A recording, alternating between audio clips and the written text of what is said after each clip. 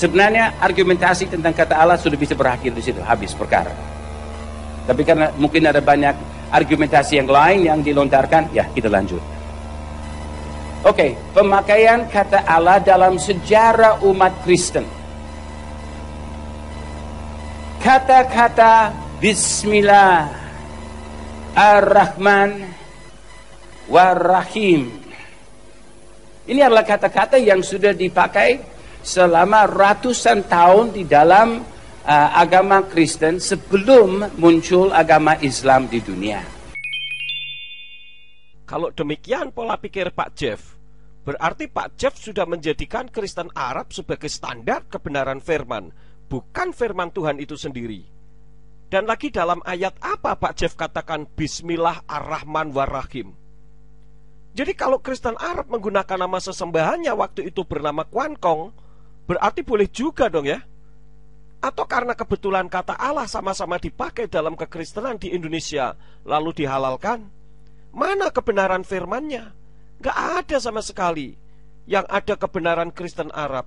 Ngeri amat berpikir demikian kalau sebagai pedoman kebenarannya. Jadi Bismillah artinya di dalam nama Allah. Orang-orang Kristen sudah menggunakan kata ini selama ratusan tahun, bahkan sejak hari Pentakosta ini sudah dipakai. Tadi sudah saya buktikan, saat hari Pentakosta, orang Yahudi dari Arab tidak memakai kata Allah. Yang dipakai adalah Yahwah, karena mereka saat itu mendengar dalam bahasa Arab. Dan nama Yahweh berubah menjadi Yahwah, karena bahasa Arab tidak mengenal vokal E. Jadi harus dibedakan antara nama dan bahasa. Yang sedang kita bahas ini soal nama, bukan bahasa. Kalau orang Kristen dulu sudah ratusan tahun pakai Bismillah dalam nama Allah, kenapa baru sekarang saja dipermasalahkan soal Allah harus masuk di dalam kitab suci? Apakah karena ada gerakan Ruha Kodes di akhir zaman ini? Karena Tuhan sedang memulihkan namanya? Kenapa dari dulu orang Kristen di Indonesia kalau berdoa tidak pernah diakhiri dalam nama Allah? Sehingga orang berdoa dengan mengatakan, dalam nama Allah kami berdoa, amin. Atau mulai sekarang Pak Jeff mulai mau mensosialisasikan agar kalau berdoa diakhiri saja dengan nama Allah karena tidak salah. Bahkan di dalam lebih dari 20 gedung gereja di Madaba dekat Bukit Nebo, Jordan, dan banyak rumah orang-orang Kristen di Syria, Lebanon, Irak. Ini sudah kembali kepada awalnya ini sekarang. Terus,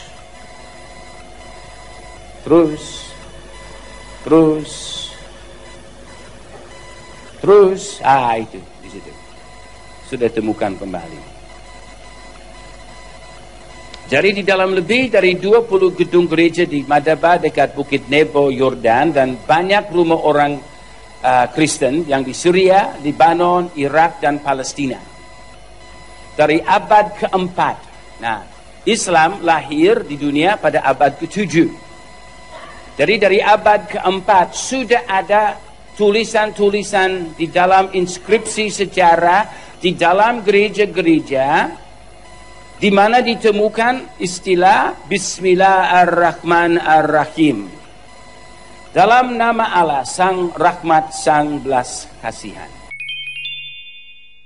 Sangat aneh kalau inskripsi yang ditemukan abad keempat dijadikan sebagai kebenaran. Sementara firman Tuhan sendiri yang jauh ribuan tahun sebelumnya tidak lagi digunakan. Jangan-jangan nanti isi seminar Pak Jeff ini bisa menjadi kebenaran firman yang melebihi firman Tuhan itu sendiri. Sebenarnya dengan Pak Jeff mengatakan Bismillah yang artinya dalam nama Allah, itu sudah membuktikan kalau Allah itu nama, bukan sebutan. Jadi jangan berputar-putar dan diputar-putar sehingga orang menjadi pusing 7 keliling. Kalau Pak Jeff menyamakan Allah dengan Elohim, adakah satu ayat yang mengatakan di dalam nama Elohim? Tidak pernah ada, Pak. Yang ada diberkatilah dia yang datang dalam nama Yahweh. Itu ada di dalam Mazmur pasal 118 ayat yang ke-26. Demikian juga jika mengucapkan sumpah atau nasar di dalam Matae atau Matius 5 ayat 33, Imamat 19 ayat 12, Bilangan 30 ayat 2, ayat 3, Ulangan 6 ayat 13, Ulangan 23 ayat yang ke-21 dan sebagainya. Jadi sekalipun itu dianggap sebagai inskripsi Arab Kristen, namun jelas tidak sesuai dengan Alkitab Ibrani. Lalu apa bisa dipakai untuk panutan terjemahan yang benar? Ini adalah salah satu inskripsinya yang dalam bahasa Aram, bahasa Yunani, dan bahasa Arab dari gedung gereja St. Sergius ditulis pada tahun 512. Jadi orang Kristen sudah menggunakan kata-kata ini. Jadi orang Kristen tidak mengambil kata Allah dari agama yang lain. Ini adalah kata asli di dalam gereja Tuhan sejak hari Pentakosta, adalah kata biasa yang dipakai di sepanjang sejarah gereja.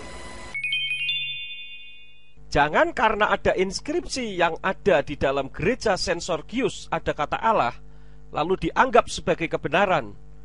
Bagaimana kalau ada gereja lain yang diketemukan juga inskripsi dengan menggunakan nama sesembahan lokal dan lebih kuno daripada apa yang ditemukan di gereja St. Sergius? Apakah juga bisa dipakai dalam kekristenan dan dianggap sebagai dasar kebenaran? Lalu dasar firmannya mana? Bagaimana kalau gereja Pak Jeff menulis dalam prasasti dengan kalimat dalam nama Jeff Hammond, lalu ribuan tahun mendatang diketemukan orang? Apakah lalu orang yang hidup ribuan tahun mendatang menggunakan nama Jeff Hammond dianggap sebagai kebenaran? Yang tidak ada di dalam kitab suci jangan dianggap satu kebenaran. Jadi jangan menambahi atau mengurangi firman. Kalau Pak Jeff mengadakan pendekatan melalui inskripsi, bagaimana dengan inskripsi Lakis abad ke-7 sebelum Masehi yang ditemukan pada tahun 1935 sampai 1938? Ini inskripsi yang jauh lebih tua dari apa yang Pak Jeff sodorkan tadi, yang memuat nama Yahweh masih dalam bentuk Paleo Hebrew. Apakah inskripsi ini salah? Bagi saya, inskripsi sekalipun, kalau bukan firman ya jangan sampai mengalahkan firman dong Pak. Kalau inskripsi bisa lebih berkuasa sehingga firman harus bercermin kepada inskripsi, jadikan saja semua inskripsi sebagai firman Tuhan. Iman macam apa ini? Nah, berikutnya inskripsi kuno umat Kristen Arab telah menggunakan kata Allah sebelum zaman Islam. Nah, ini ditemukan di dalam kuburan-kuburan orang Kristen dan di dalam gedung-gedung gereja yang ditemukan di al-Jimal, Jordan. Jadi, di dalam wilayah Timur Tengah itu adalah soal biasa. Berikutnya, di dalam musyawarah gereja Nicaea pada tahun 325 AD, para pemimpin gereja sedunia, termasuk banyak yang datang dari wilayah Arabia, Yaman, Yordan, dan di dalam daftar-daftar nama mereka ditemukan nama-nama seperti Uskup Abdallah. Nah, saya mau ambil di punya nama Abdallah ini untuk sejenak. Memang arti dari kata ini hamba Allah. Apa di sini ada orang yang kenal orang yang punya nama Abdallah? Ada? Jadi, tapi ada Abdallah, ada orang yang lain yang punya nama Abdillah, ada yang lain yang punya nama Abdullah. Ketiga nama itu adalah nama-nama biasa. Ada Abdallah, Abdillah, Abdullah. Itu soal biasa. Jadi yang ini namanya Abdallah. Tapi ada yang lain Abdillah, ada yang Abdullah. Nah, itu adalah karena huruf alif yang seringkali disebut sebagai A panjang. Sebenarnya itu alif, itu bisa A, bisa I, bisa U. Tergantung fungsinya di dalam kalimat dan penempatannya. Itu sebabnya kita juga tahu roh Allah, rohullah, bisa juga temukan rohil kudus, rohal kudus, rohul kudus dalam bahasa Arab. Kata-kata itu. Jadi dia punya A, I, U bisa berada di dalam setiap kalimat tergantung kepada fungsinya.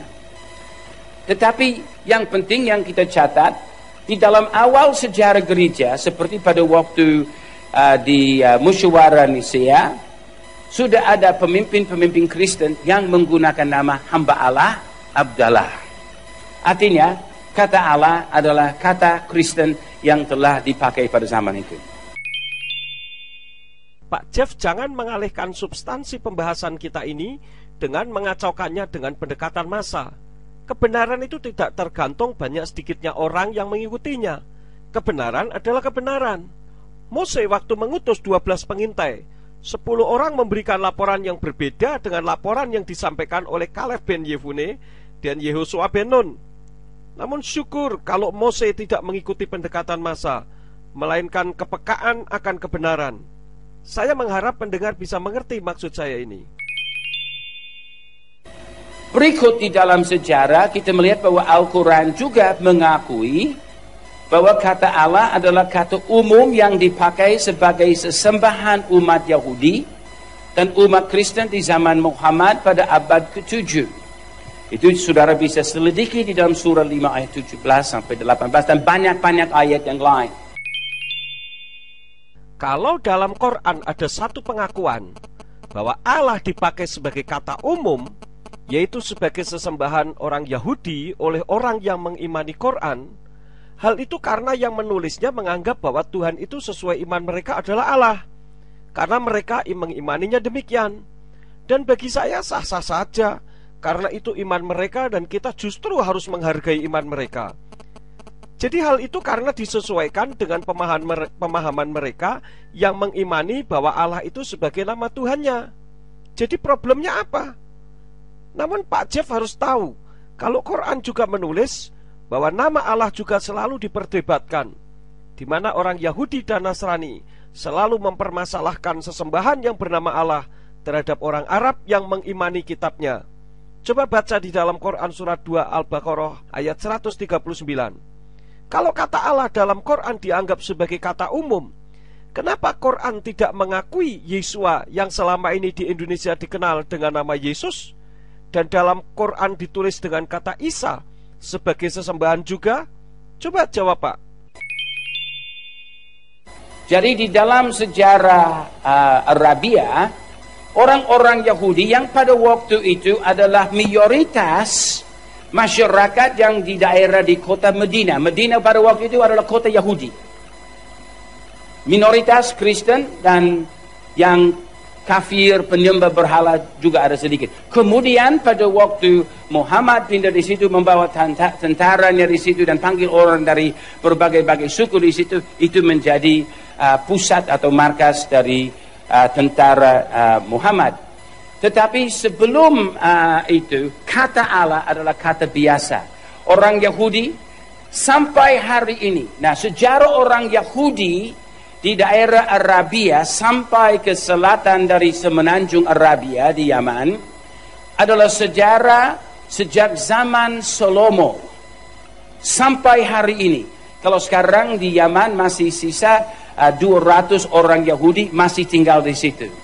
Dan di dalam penyembahan mereka, mereka sebagai orang Yahudi, di dalam waktu mereka pakai 3 bahasa. Mereka pakai bahasa Ibrani, bahasa Aram, dan bahasa Arab. Dan di dalam bahasa Arab mereka pakai kata Allah. Kenapa? Pak Jeff ini selalu berbicara sejarah. Namun sejarah yang membuktikan bahwa orang Yahudi, bahkan para nabi yang jauh sebelum Yakov lahir, sudah menyembah Tuhan yang bernama Yahweh, kok malah dilupakan? Ini memenggal sejarah namanya. Bagaimana ini? Kalau begitu, jika misalkan dalam perkembangan selanjutnya ternyata ada orang Yahudi yang tinggal di pedalaman Ambon dan sudah lama beradaptasi dengan penduduk pedalaman Ambon sehingga tidak bisa berbahasa Yahudi dan bahasa lain, apakah orang Yahudi menyebut Tuhannya dengan tete manis juga dianggap benar karena mereka sebagai orang Yahudi? Karena kata Allah adalah identik dengan kata Eloah dalam bahasa Arab, atau Allah atau Elah di dalam bahasa Aram. Itu tidak beda, kata yang identik sama. Itu sama dengan saudara atau saudara, cuma dialek yang berbeda di dalam ucapan. Untuk yang kesekian kalinya saya tegaskan bahwa Allah itu tidak sama dengan Eloah, Elah maupun Elohim. Karena Allah itu personal name, sedangkan Eloah, Elah, Elohim itu generic name. Jadi tidak sama dengan saudara dan saudara dan susudara. Memang kalau saudara, saudara, susudara itu dialek, tetapi Allah tidak. Di depan sudah saya terangkan perbedaan ini ya. Berikut kita melihat di dalam sejarah gereja, di dalam naskah Alkitab bahasa Arab yang lengkap, yang tertua, yang sudah ditemukan, disebut Kodeks 151 di Mesir, dari tahun 867 Masehi.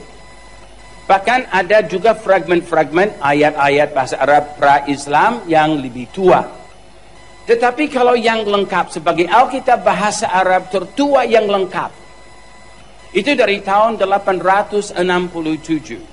Saudara tahu pada waktu Alkitab King James Bible ditulis, bahwa naskah tertua yang dimiliki oleh gereja itu adalah dari abad ke-11. Artinya, yang di dalam bahasa Arab adalah naskah lebih tua daripada dulu yang dipakai di dalam menyusun Alkitab yang disebut Alkitab klasik bahasa Inggris King James Bible, yang sampai hari ini masih dipertahankan sebagai Alkitab yang sah atau yang terbaik oleh sekelangan orang. Jadi kalau kita melihat di dalam hal ini sejarah Alkitab dalam bahasa Arab dan bahasa Aram bisa dilihat di sepanjang sejarah sejak 2000 tahun, di mana mereka telah menggunakan dan sampai hari ini mempertahankan penggunaan kata Allah. Sumber iman kita itu bukan berasal dari orang Arab, tetapi dari orang Yahudi. Jadi Pak Jeff jangan coba-coba menyerongkan firman, dan harap para pendengar jangan sampai terkecoh. Dan kalau Pak Jeff bicara soal inskripsi kodek dan belajar kritis, tolong terjemahkan The Old Syriac Gospels, khususnya 2 manuskrip yang selamat, yaitu Codex Sirus Coretonianus dan Codex Sirus Sinaiticus. Kemudian bandingkan dengan Perjanjian Baru Yunani. Referensi saya, Victor Alexander tahun 1998 menyatakan bahwa ketika ia menerjemahkan kitab Markos dan Matai, kemudian Yohanan dan diteruskan Lukas dari Ancient Aramaic Gospel yang dibeli dari Official Ancient Church of the New Testament Book, berkesimpulan bahwa hasilnya bukan dari terjemahan Perjanjian Baru Greek, dan inilah yang diduga berasal dari original Ancient Tongue, yang tentu saja nama Yahweh tetap tidak berubah. Jadi kesimpulan sejarah, kata Allah adalah kata umum untuk yang disembah dan telah dipakai demikian selama 3.500 tahun. Kalau kata Allah adalah kata umum, kenapa tadi Pak Jeff mengatakan ada kalimat Bismillah yang artinya dalam nama Allah, bukan dalam Allah? Nah, itu saja menunjukkan kalau Allah itu nama, bukan kata umum. Kok jadi kontroversi sendiri sih Pak? Bagaimana ini? Demikian pemakaiannya oleh umat Yahudi dan bukan umat Kristiani, tapi umat Kristiani. Rupanya muat terlalu banyak di situ.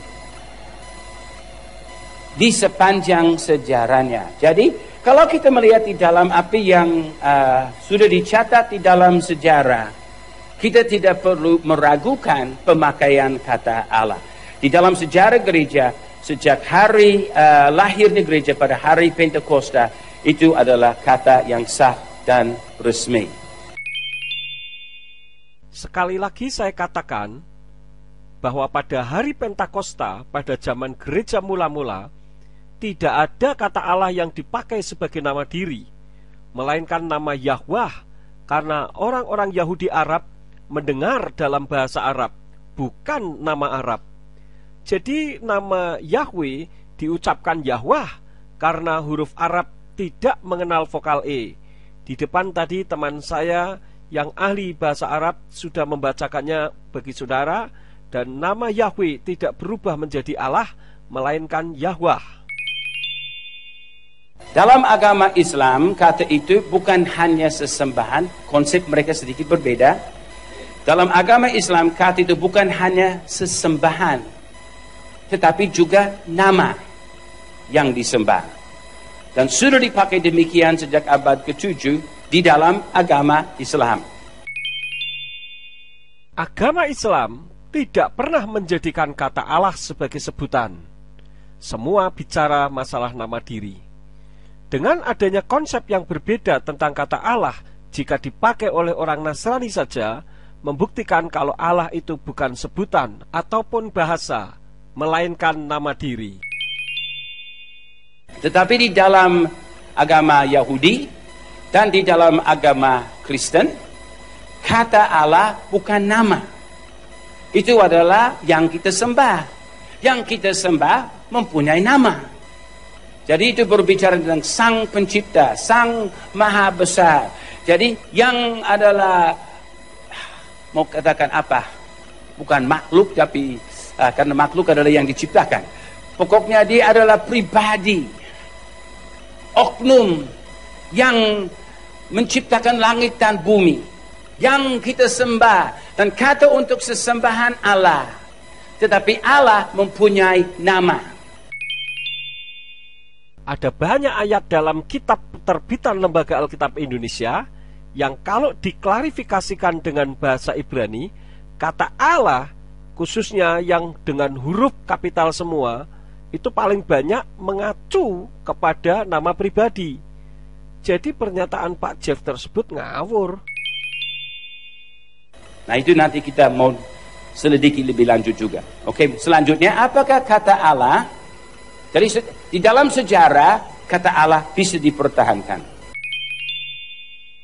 Sejarah itu beda dengan nama diri dalam firman Tuhan. Firman Tuhan dengan tegas menolak pengubahan nama diri sesembahan yang bernama Yahweh menjadi nama sesembahan lain. Sejarah itu bisa berubah-ubah sesuai dengan perkembangannya mengikuti zaman. Sedangkan nama diri dalam firman Tuhan itu bersifat tetap dan baku dan tidak terpengaruh oleh lekangnya zaman. Ayat-ayat yang melarang pengubahan nama sesembahan banyak, dan sebagian sudah saya sampaikan di depan tadi. Kedua, apakah kata Allah dapat dipertahankan oleh umat Kristen menurut teologi Alkitab? Apa bisa? Ini penting, kita perlu selidikinya. Pertanyaan pertama, siapakah Allah? Dan ini kita dapat lihat di dalam 3 pandangan. Dari zaman jahiliyah, juga di dalam sejarah umat Yahudi dan Kristen, dan juga di dalam agama Islam. Jadi di dalam zaman jahiliyah, Allah adalah sesembahan dan ratusan Allah. Zaman jahiliyah, jauh sebelum Islam lahir, Allah itu merupakan satu nama sesembahan, satu di antara 360 sesembahan agama politeisme yang ada di Arab, yaitu berhala. Bukannya ada ratusan Allah, tetapi pribadi sesembahan atau yang disembah. Sebab Allah itu nama diri, bukan sebutan. Ada Al-Lata, Al-Uzza, Al-Manat, Al-Hubal, dan sebagainya. Lalu ada Allah di antaranya. Atau ya kalau tunggalnya Al-Ilah atau jamaknya Al-Aliha. Allah itu bukan berasal dari Al-Ilah, apalagi Al-Alihah. Ngawur itu. Karena Allah itu nama diri tunggal, tidak bisa dibuat jamak. Coba dengarkan saja penjelasan berikut dari teman saya yang memang ahli bahasa Arab tentang Allah yang bukan berasal dari Al-Ilah karena dianggap tunggal. Allah itu bukan sebutan atau dari Al-Ilah. Kenapa? Karena satu, Allah itu nama Tuhannya umat Islam. Contoh, ketika orang Islam di Arab sembahyang, mereka mengucapkan Allahu Akbar.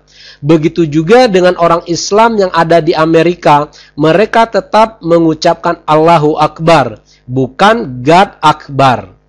Kedua, Allah itu bukan dari Al-Ilah dengan menghilangkan alif seperti yang dijelaskan para dosen Islamologi. sehingga tinggallah. Kalau begitu, maka artinya akan berubah, bukan Tuhan atau dewa lagi, tetapi li syakhsin atau baginya laki-laki. Ketiga, ilah itu sudah satu paket kosakata yang tidak bisa dipenggal, karena dia kata benda, bukan kata kerja. Keempat, ilah bisa dimasukkan alif lam, karena ilah adalah gelar atau sebutan. Sedangkan Allah tidak bisa, karena dia adalah nama pribadi. Contoh, ustazun atau guru laki-laki bisa dimasukkan dengan alif lam sehingga menjadi al-ustazu. Tetapi Fatimah tidak bisa ditulis menjadi al-Fatimah, karena Fatimah itu adalah nama pribadi. 5. Ilah atau al-ilah ada musannanya, yaitu ilahani, artinya dua Tuhan atau dua dewa. Sedangkan Allah tidak ada musannanya atau tasnianya. Kalau ada, artinya bukan Allah lagi, tetapi menjadi Allahani. Ini menggantikan nama sesembahannya umat Islam. Contoh, Fatimah, kalau dimusanakan menjadi Fatimah Tani, maka nama Fatimah itu akan berubah, bukan Fatimah lagi, tetapi adalah Tante Fatimah Tani. 6. Ilah atau al-ilah bisa diterjemahkan menjadi dewa atau sesuatu yang disembah. Sedangkan Allah tidak bisa diterjemahkan ke dalam bahasa apapun, karena dia adalah nama pribadi. Anda bisa melihat dalam Kamus Indonesia, Arab, Inggris karangan Abdul bin Nuh dan Umar Bakri halaman 76. Ketujuh, Allah bukan dari Hamzah Lam Ha. Karena kalau diuraikan secara ilmu sorof tidak pernah ditemukan, baik fi'il madinya, mudhari'nya maupun masdarnya. Yang ada Hamzah Lam Ha atau Allah. Tetapi kalau diuraikan secara wazan dalam ilmu sorof juga tidak bisa menjadi Allah. Contoh, Allah dengan wazan af'ala yuf'ilu if'alan. Jadi kalau kita uraikan secara nahwu sorof, Allah itu menjadi Allah yulihu illahan, dan itu bukan Allah, tapi itu adalah sebutan. Kenapa? Karena Allah adalah nama pribadi yang tidak bisa dikutak-katikkan.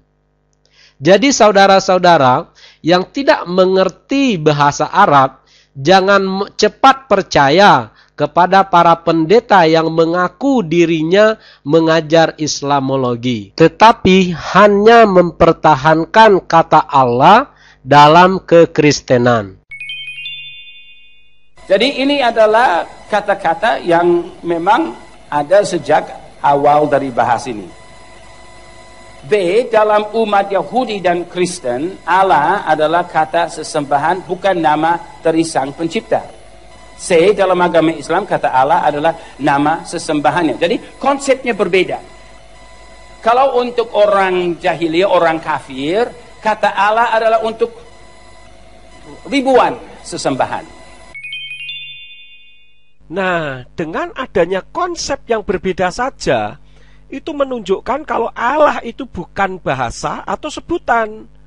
Dan perlu dicermati, yang sedang kita bahas ini adalah firman dalam kitab sucinya umat Nasrani yang benar.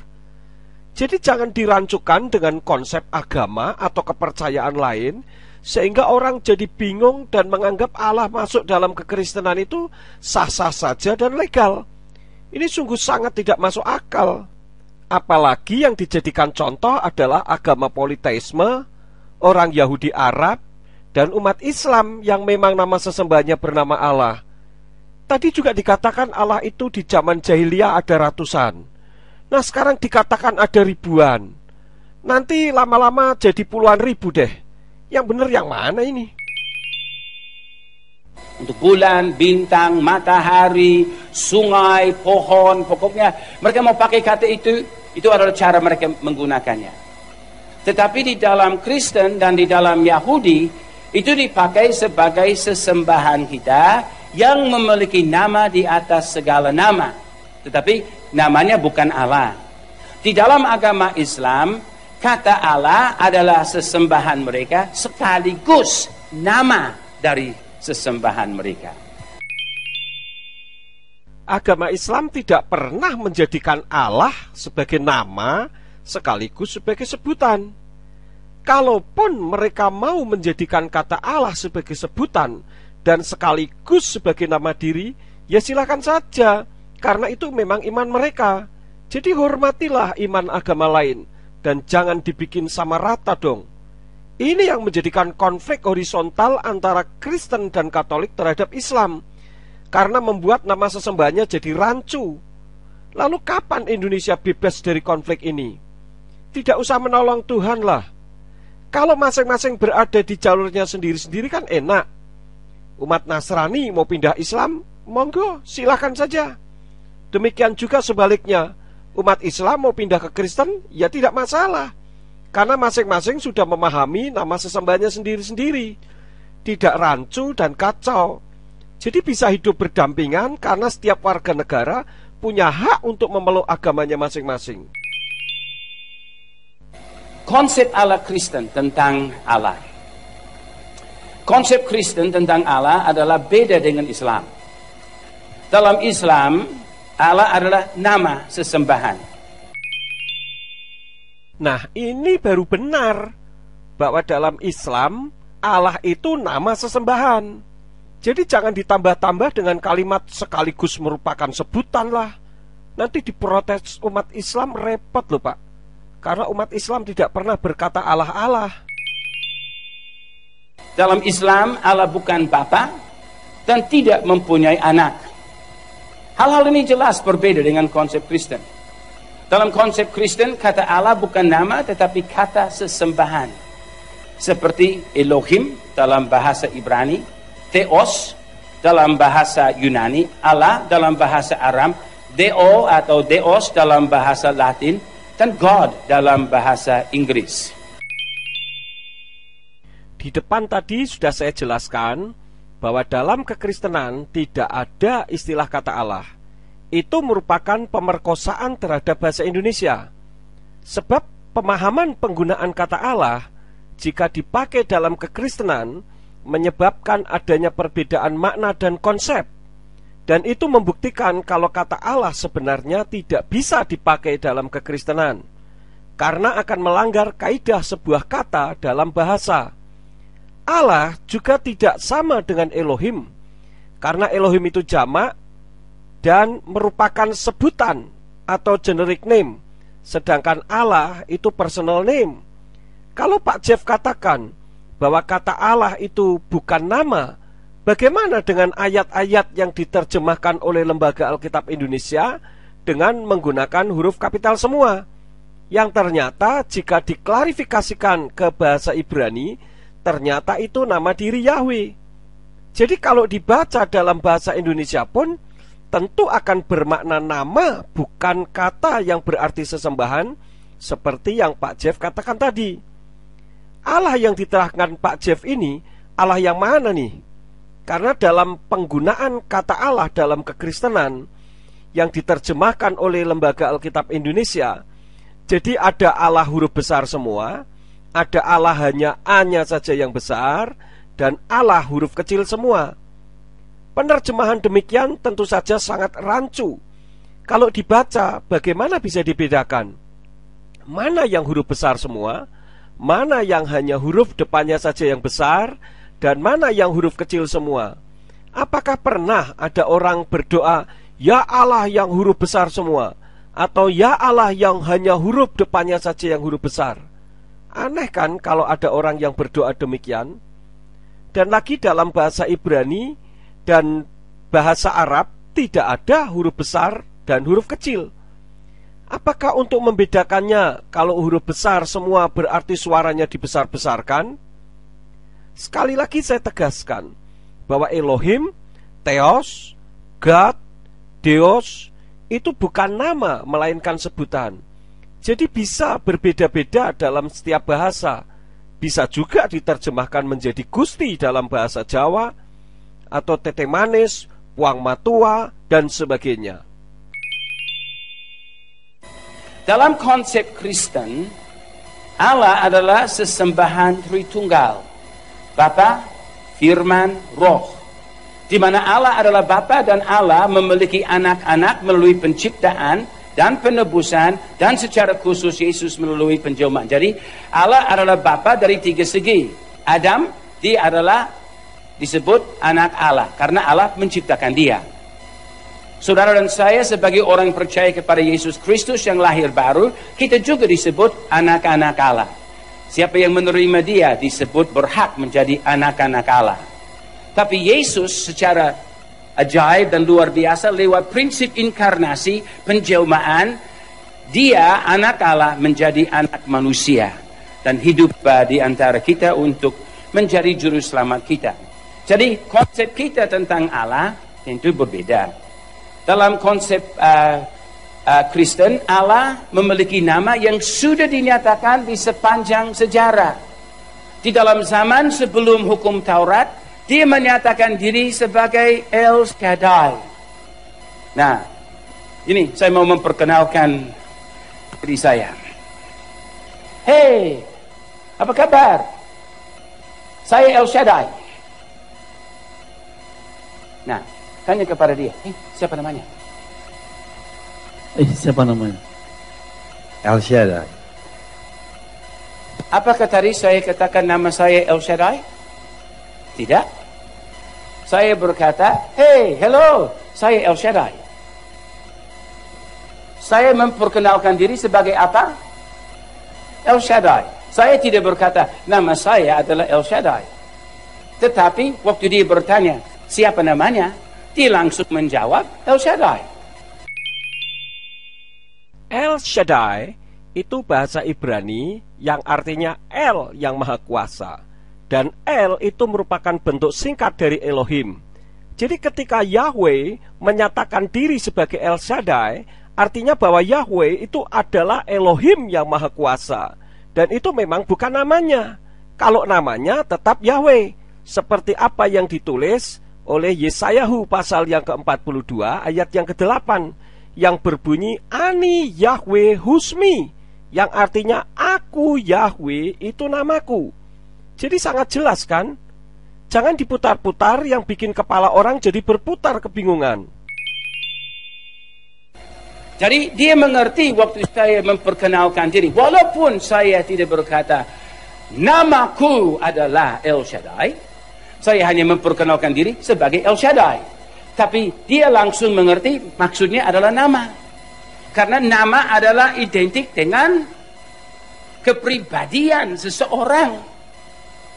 Jadi di dalam zaman perjanjian lama, di dalam zaman dari Adam sampai Musa, di mana Allah menyatakan diri sebagai El Shaddai, dia tidak menggunakan istilah nama saya adalah El Shaddai, tapi dia menyatakan dirinya sebagai El Shaddai. Jadi namanya siapa? El Shaddai. Saya tegaskan bahwa yang menyatakan dirinya sebagai El Shaddai itu bukan Allah, melainkan Yahweh. Dalam kitab Kejadian 17 ayat 1 berbunyi demikian, Wa yehi Afram ben Tisim sana wetesa sanim wa yera Yahweh el Afram wa yomer elai ani El Shaddai hit halek lepanai wehye tamim, yang artinya ketika Afram berusia 99 tahun, Yahweh menampakkan diri kepada Afram dan berfirman, Akulah El Shaddai, hiduplah di hadapanku dan jadilah sempurna. Jadi jangan sampai rancu di sini ya. Tetapi di dalam zaman hukum Taurat, dia menyatakan dirinya dengan nama Ehye dan Yahweh. Mungkin nanti saya akan membicarakan itu lebih jauh. Mungkin sekarang ini saya melewati saja. Tetapi saya mau katakan kepada saudara bahwa kata Ehye dan Yahweh adalah dua bentuk dari kata yang sama yang Allah gunakan untuk memperkenalkan nama dirinya kepada Musa. Nah, lagi-lagi Pak Jeff mengatakan kalau Sang Pencipta itu memang menyatakan nama dirinya dengan nama Yahweh. Lalu kenapa jadi pusing? Dan tadi di depan dikatakan tidak bisa disebut lagi nama itu. Bagaimana ini? Saya terangkan kepada pendengar bahwa Ehye itu bukan nama, melainkan Yahweh menyatakan eksistensinya. Buktinya tidak ada satu ayat pun yang mengatakan maka berfirmanlah Ehye. Yang ada berfirmanlah Yahweh atau Wayomer Yahweh, bukan Wayomer Ehye. Dalam Keluaran 3 ayat yang ke-14 berbunyi demikian. Wayomer Elohim El Moshe Ehye Asher Ehye Wayomer Kotomar Livni Yisrael Ehye Selachani Alechem, yang artinya berfirmanlah Elohim kepada Mose, aku ada yang aku ada. Lalu dia berfirman, engkau akan mengatakan hal ini kepada Bani Yisrael, aku ada telah mengutus aku kepadamu. Jadi kata Ehye itu merupakan pernyataan keberadaannya, bukan namanya. Kalau namanya dinyatakan dalam ayat 15, yang dalam bahasa Ibrani berbunyi Wayomer Ot Elohim El Moshe Kotomar El Bni Yisrael Yahweh Elohi Avotekem, Elohi Avraham, Elohi Yitzhak, Wa Elohi Yakov, Selakani Alechem, Zezemi Leolam, Wa Zikri Ledordor, yang artinya, dan Elohim berfirman lagi kepada Mose, katakan demikian kepada Bani Yisrael, Yahweh, Elohimnya leluhurmu, Elohimnya Avraham, Elohimnya Yitzhak, dan Elohimnya Yakov, telah mengutus aku kepadamu. Itulah namaku untuk selama-lamanya, dan itulah pengingat bagiku dari generasi ke generasi. Jadi jelas namanya adalah Yahweh, dan nama itu tetap tidak berubah dari generasi ke generasi. Jadi jangan coba-coba mengubah menurut kehendak kita, dengan alasan Tuhan kan tahu isi hati kita. Memang benar Tuhan tahu isi hati, tetapi apa yang engkau ucapkan itu berasal dari hati, kata firman. Jadi kalau yang diucapkan itu Allah, ya berarti yang ada di dalam hatimu tentu saja Allah, bukan Yahweh. Tetapi di dalam perjanjian baru, dia tidak menggunakan kata El Shaddai atau Ehye Yahweh. Dia justru memperkenalkan dirinya dengan nama Kurios Yesus Kristus. Kurios Yesus Kristus itu bahasa Yunani yang artinya Tuhan Yeshua HaMashiach, yang selama ini kita kenalnya dengan Yesus Kristus. Dan itu sebenarnya merupakan manifestasi dari Yahweh yang turun ke dunia dalam wujud manusia, supaya bagi orang yang percaya kepadanya tidak binasa, melainkan beroleh hidup kekal sampai selama-lamanya. Ini ada sejarahnya, nanti kita akan selidikinya lebih lanjut. Di dalam zaman perjanjian lama, nama Allah belum dinyatakan dengan lengkap. Jadi secara teologi kita melihat bahwa Allah secara progresif menyatakan dirinya. Jadi tidak selengkap pewahyuan Allah di dalam Kejadian 1 ayat 1 dan 2. Walaupun kalau kita baca Kejadian 1 ayat 1 dan 2, kita akan melihat Allah sudah mulai menyatakan dirinya menggunakan kata Elohim. Elohim berfirman dan menciptakan. Yang menyatakan dirinya sebagai Sang Pencipta dalam Kejadian 1 ayat 1 itu bukan Allah, melainkan Yahweh, yang di situ ditulis dengan sebutannya yaitu Elohim. Dan Elohim itu bukan nama, karena kata Elohim bisa dipakai untuk menyebut sesembahan-sesembahan lain yang bukan Yahweh. Kalau Pak Jeff katakan bahwa dalam perjanjian lama Yahweh yang tadi disebutnya sebagai Allah belum menyatakan namanya dengan lengkap, itu ngawur. Saya akan baca dalam Kejadian 4 ayat yang ke-26, yang dalam bahasa Ibrani berbunyi demikian. Ulashat gam hu yulad ben wa yikra et smo enos ashukal likro beshem Yahweh, yang artinya, dan bagi Set seorang putra telah dilahirkan baginya juga, dan dia menyebut namanya Enos. Maka orang mulai berseru dalam nama Yahweh. Jadi jelas Yahweh sudah dikenal sejak zaman Enos, dan bahkan kitab suci menulis dengan jelas dalam Kejadian pasal 2 ayat yang ke-7 bahwa Yahweh Elohim lah yang membentuk manusia. Jadi secara logika Adam dan Hawa pun tentu mengenal Yahweh karena mereka berdialog dengan Yahweh. Justru apa yang ditulis di dalam Kejadian 1 ayat 1-2 lah yang tidak lengkap, karena tidak ditulis namanya. Dan hal itu memang tidak masalah, karena Yahweh sedang melakukan karya yang tidak harus menyebutkan namanya, melainkan hanya sebutannya. Jadi jangan dibolak-balik, Pak Jeff. Siapakah firman? Yesus. Yohanes 1 ayat 1. Di situ dikatakan bahwa dia adalah firman yang telah datang menyatakan diri di atas muka bumi. Jadi Allah Bapa sedang berfirman, firman yang berjalan melakukan penciptaan, itu adalah Yesus. Lalu dikatakan dan roh Allah melayang-layang di atas permukaan air.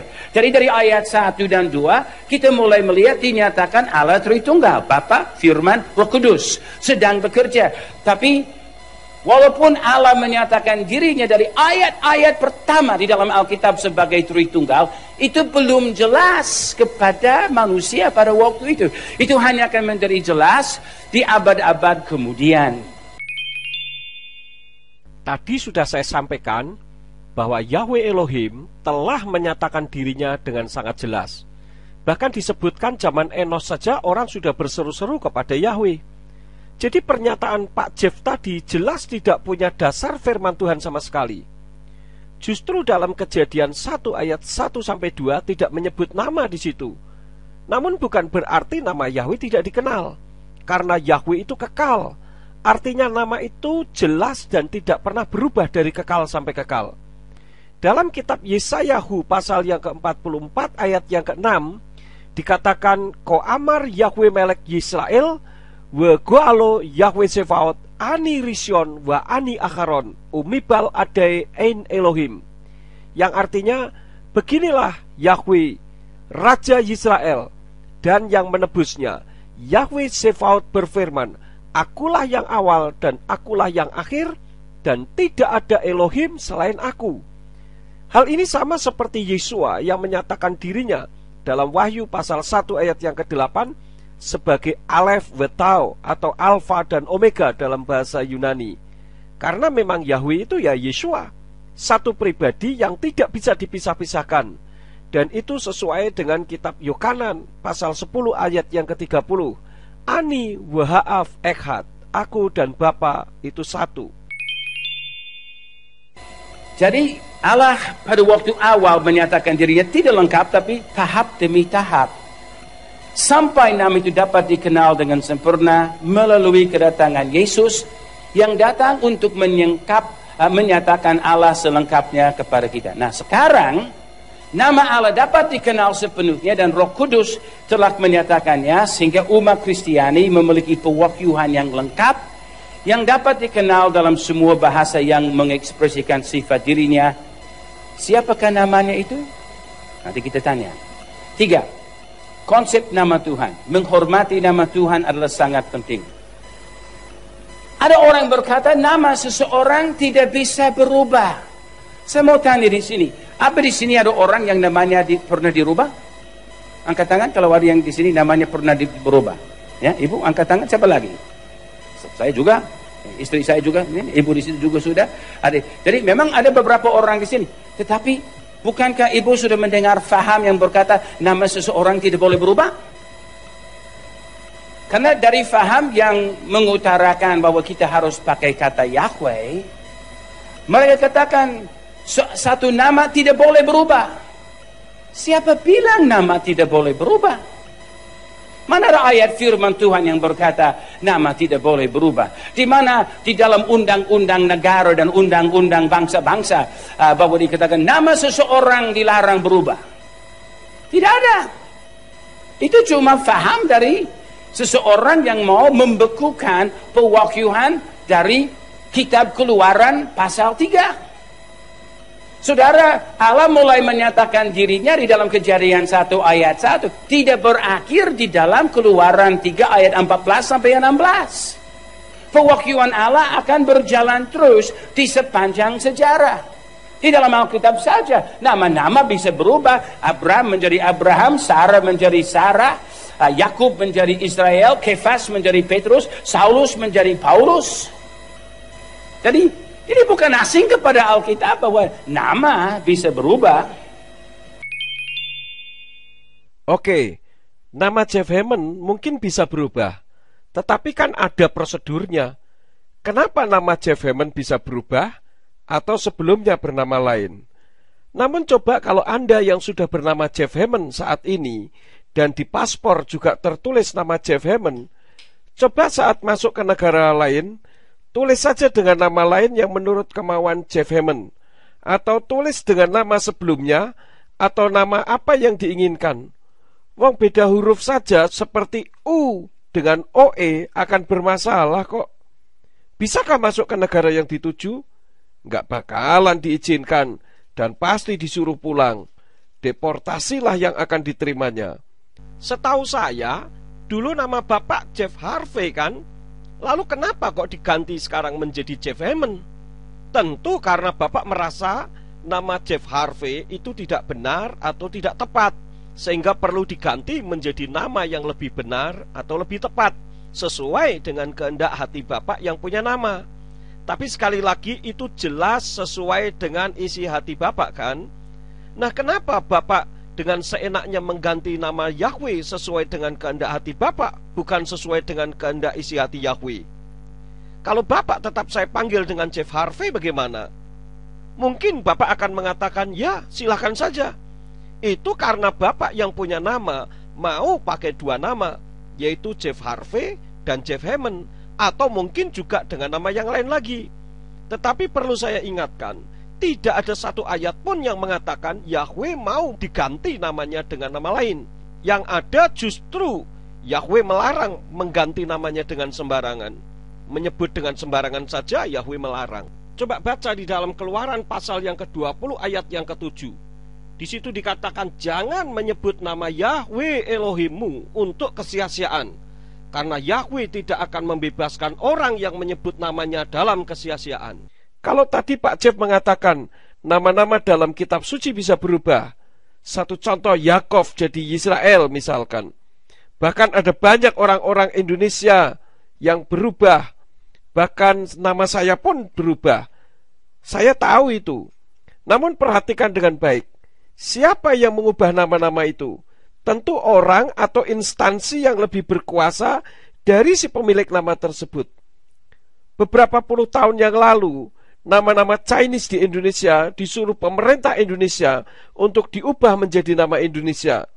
Sehingga ada orang yang bernama Wi Xian Tiong menjadi Bambang, Si Mei Hua menjadi Rini, dan sebagainya. Nah sekarang pertanyaan saya, apakah Anda lebih berkuasa dari Yahweh sehingga berkuasa untuk mengubah namanya? Padahal firman dengan tegas mengatakan bahwa namanya adalah satu-satunya dan kekal dari generasi ke generasi. Jadi jangan menyamakan dengan pemerintah yang punya kuasa untuk mengubah nama seseorang, karena pemerintah lebih berkuasa dari seseorang tersebut. Anda mengerti maksud saya? Siapa yang mengubah nama dalam kitab suci? Apakah orang itu sendiri? Yahweh atau Yesua yang lebih berkuasalah yang mengubah. Jadi jangan disamakan sebagai contoh dong. Itu tidak cocok. Apakah saudara lebih berkuasa dari Yahweh sehingga dengan gampang mengubah namanya? Bahkan setiap kata bisa dijadikan nama. Ada argumentasi yang berkata kata Tuhan tidak, itu bukan nama. Siapa bilang itu bukan nama? Nyong.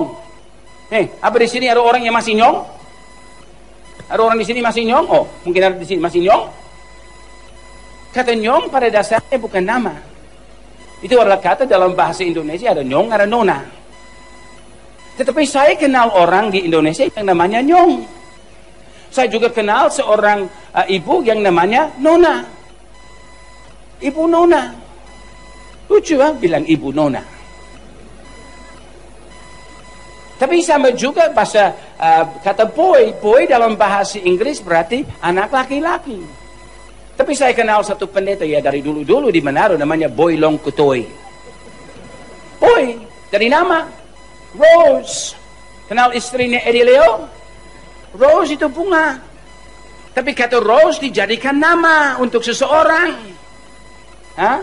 Van Netten. Nah, kita kenal seorang, beberapa orang yang namanya Van Netten. Kata Van Netten itu bahasa Belanda. Artinya dari pukat. Dari pukat, Van Netten. Jadi dia mungkin dari keluarga yang dulu nelayan. Sehingga dia punya nama, dia diberi nama sesuai dengan profesinya. Sehingga diberi nama Van Netten. Sama juga bahasa Inggris Smith. Itu adalah nama yang paling umum dalam bahasa Inggris. Tetapi kalau kata Smith, itu berasal dari tukang besi yang disebut blacksmith.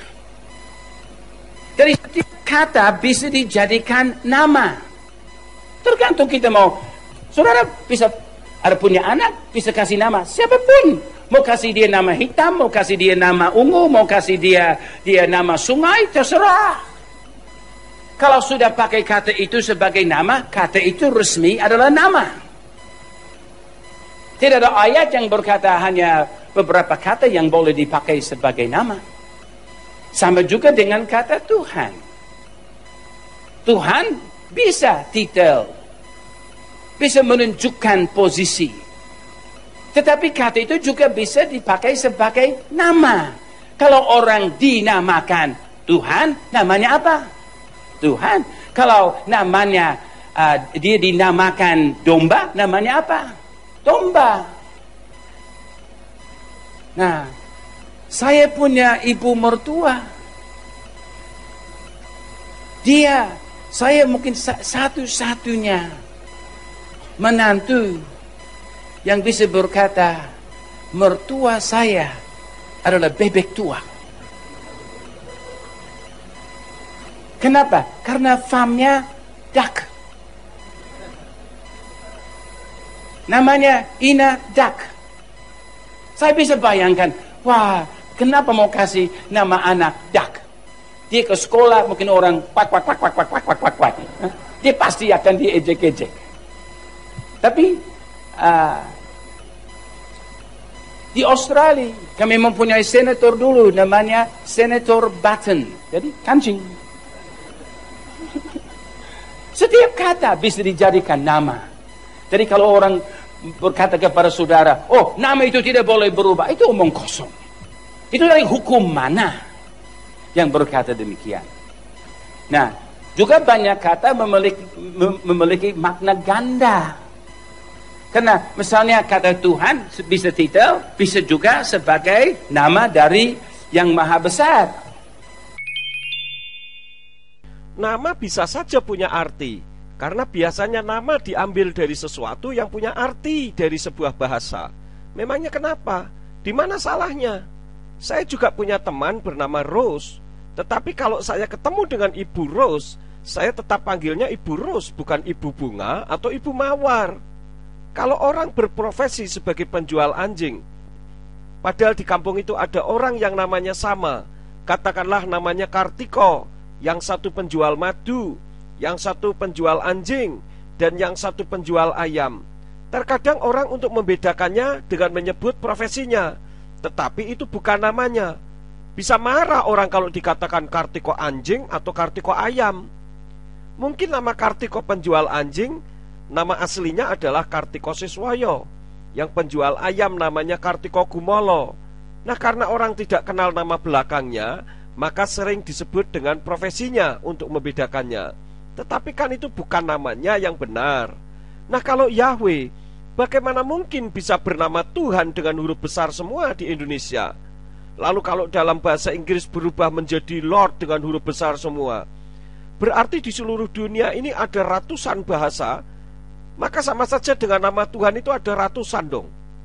Apakah kalau orang yang bernama Eko lalu di Amerika bisa dipanggil Mr. One? Tentu saja tidak. Pak Jeff ini bagaimana? Sebenarnya kan sangat simpel sih. Kok jadi bingung sendiri? Sekarang ini sudah ada kitab suci Hebraic Root Version. Di situ nama Yahweh tidak berubah, masih tetap, walaupun dia dalam bahasa Inggris.